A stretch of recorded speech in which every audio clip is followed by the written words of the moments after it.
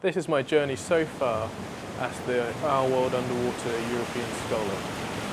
I'm Sam, and before I started this, I worked for Nature Scot as a natural capital data scientist based in Scotland.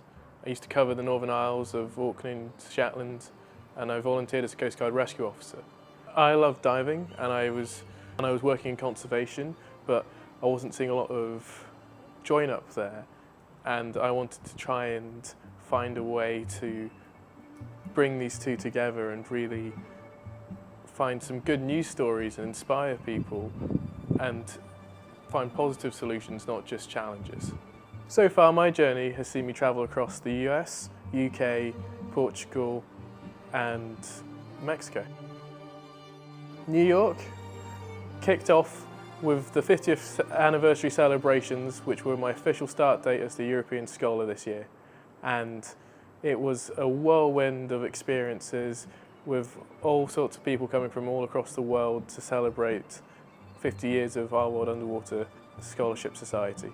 After the celebrations for OWUSS, I joined the Blue Generation cohort at the Explorers Club and got to meet all sorts of inspirational people working in the ocean field.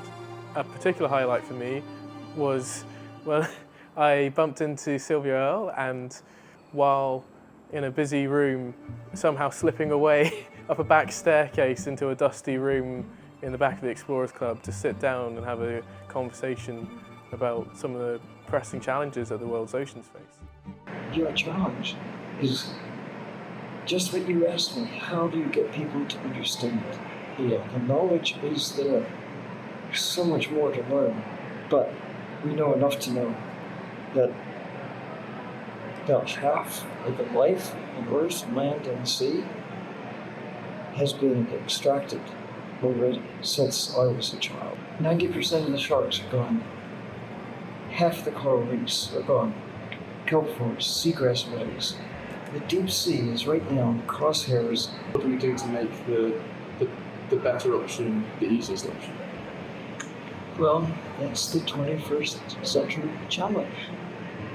California, I travelled across the state from Alameda, where I visited Sylvia Earle's submarine factory, Doha, Monterey, where I got to experience the magic of kelp forests with sea lions flying all around and absolutely stunning scenes and brightly coloured nudibranchs, weird and wobbly creatures. I also had a tour of Light and Motion and got to see how they produce the lights in the US and got a few useful tips on how to use them and what's use and maintaining them.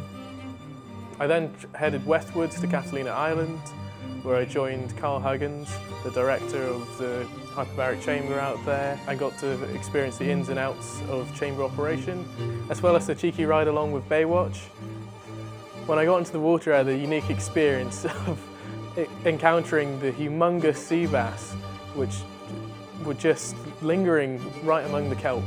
UK, I joined last year's scholar Lucy Penny for Dive Project Cornwall, which is an innovative community project.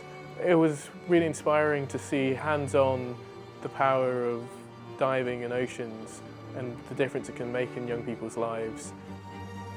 I completed my diver medic technician training at DDRC in Plymouth, where I got to see some of the life-saving skills needed and got a bit more of an insight on the commercial side of diving. And I completed my HSC scuba certification throughout the south of England, diving off of Portland, in Bobster and Cromwell Quarry. In Bournemouth, I caught up with Saeed Rashid, who gave me some really handy tips and training on setting up the camera and photography in general. We then went out into the beautiful Dorset coast and explored Swanage Pier and Kimmeridge Bay, where I got to have a go at putting these tips into practice. And I went in with him at Bournemouth University and spoke to some of his colleagues who gave me some training in journalism. Egypt. I went out to Hurghada and joined the Hurghada Environmental Protection and Conservation Association, which is a non-profit, non-government organisation. I've learned so much from all of Hepta's different projects, from their floating mooring system to their solid waste management facilities and their research centre down in Port Gallen. A highlight for me was joining EPCA and the Egyptian government for their coral bleaching surveys, and it really was an incredible experience and really brought home the absolute scale.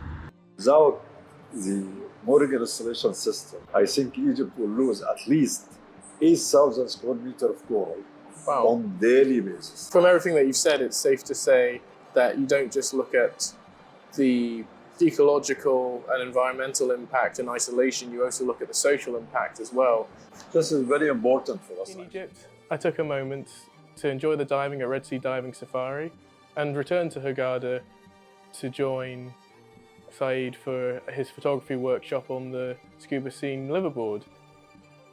In Portugal, I did some powerboat training before catching up with Joe Stevens, the first ever European scholar, and sitting down for a quick chat about filming. In Mexico, I had a video workshop with Tom St. George, which gave me a few handy skills, and completed some training with Underwater Loom, completed my side mount certification and Intro to Tech courses,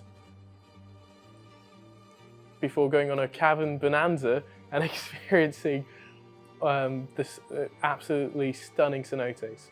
Currently, I'm really excited to start my photogrammetry training with John Kendall out here in Mexico, and looking forward, I'm really keen to try and apply the insights and training that I've received so far and apply them to some more real-world